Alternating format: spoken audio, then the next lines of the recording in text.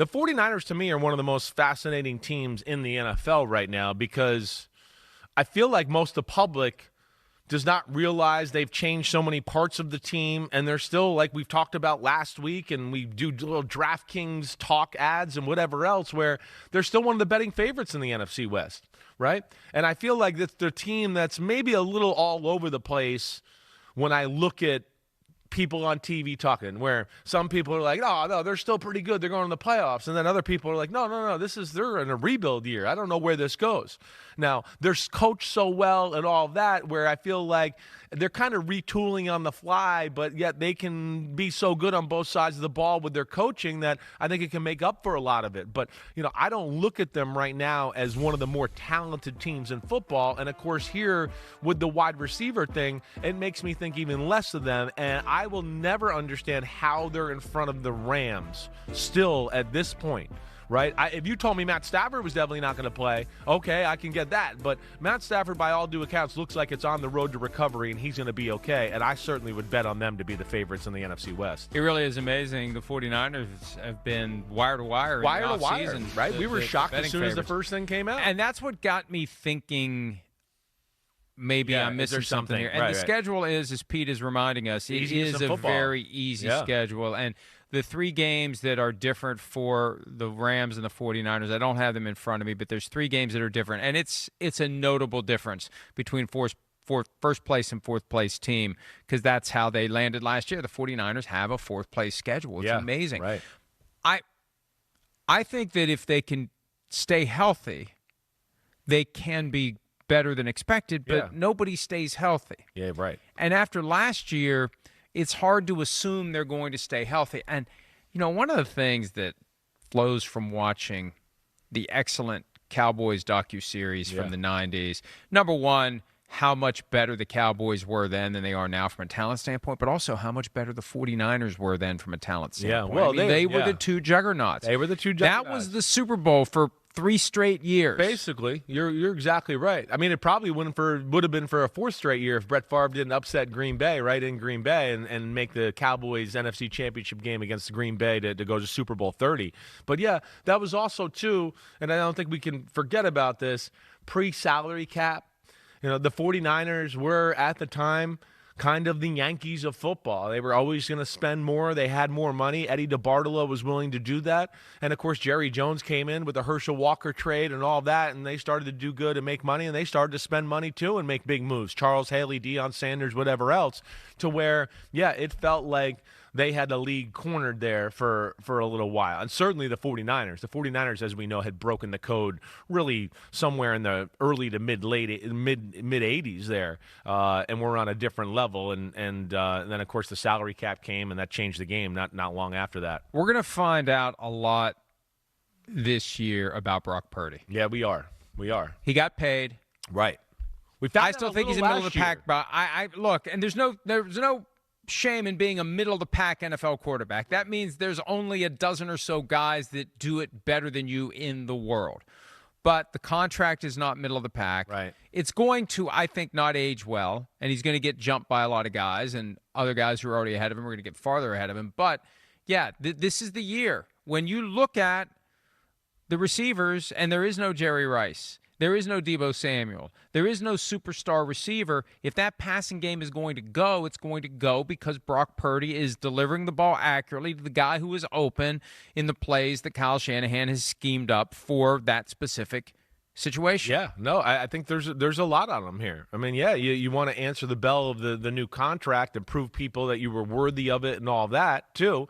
But again, here's one of the things where the contract, and I know you remember, right? The first 2 years are kind of a low number. It felt like they were like, no, you're going to have to earn a little bit to get to the big numbers here a little, right? You've done some good things. We like you. We know what we want you to be good, all of that. But last year we had some injuries and things went wrong, and we were 6-11, and he didn't play good. And it's rare that a 6-11 quarterback who doesn't play that great goes, can I have $50 million a year? And they go, yeah, sure, right? So yeah, there's pressure here. And of course, yes, with the wide receiver injuries, you then as a quarterback sometimes you feel like, okay, I got to make up for the lack of production there. Or I got to make plays. And he fell into that trap last year. He's talked about that.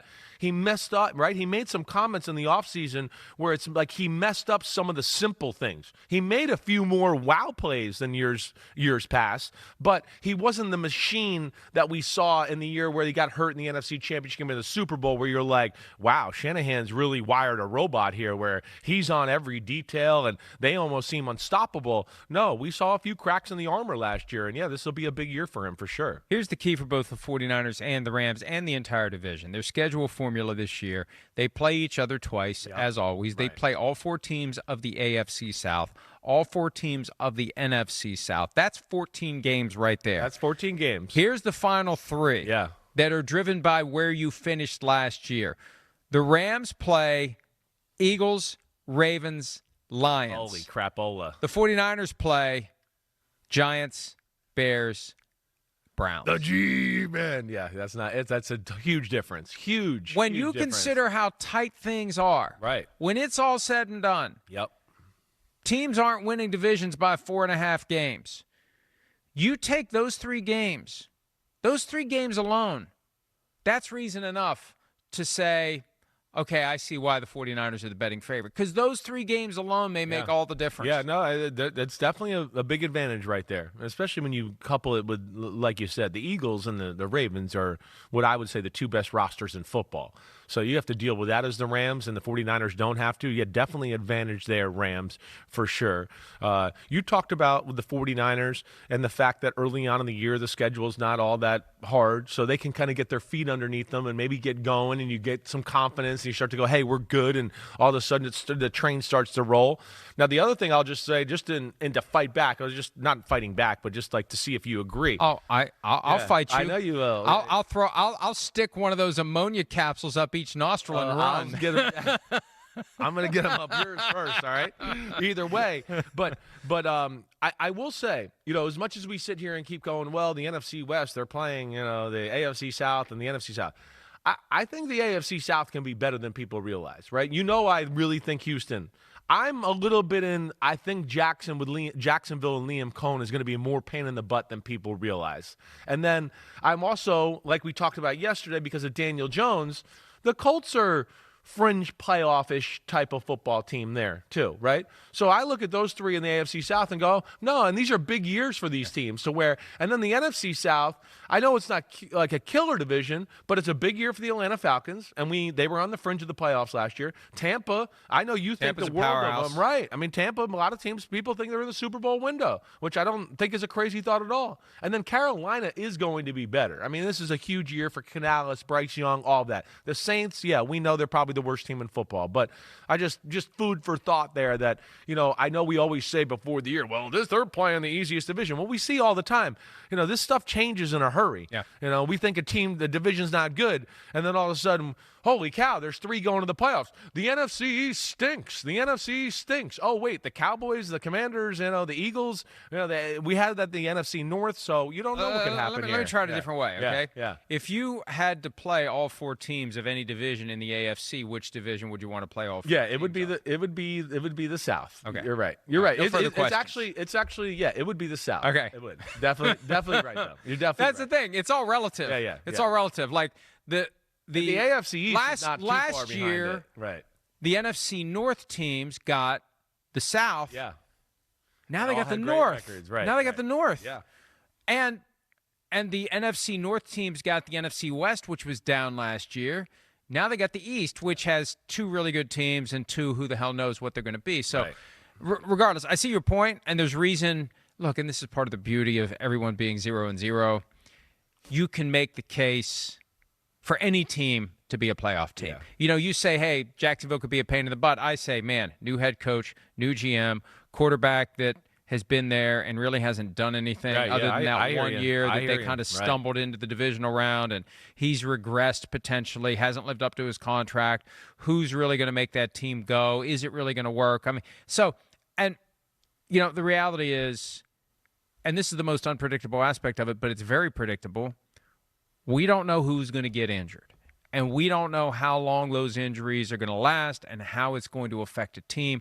But, boy, the teams that stay healthy have so much of a greater chance of navigating the schedule and landing in the postseason, because if you're at full strength and other teams aren't, that's an advantage. It's little advantages here. It's little advantages there. It's the analytics game applied as a practical matter. Right. You play it out over the full season, and you get a little edge here and a little edge there, and one little edge can make all the difference. And for the Rams and the 49ers, the big edge, those 3 games. We got 3 easier opponents than you do. And that can make the difference between winning the division and not winning the division. All right. Hi, it's Mike Florio. Thanks for watching PFT on YouTube. Hit subscribe for the latest news and analysis from Pro Football Talk.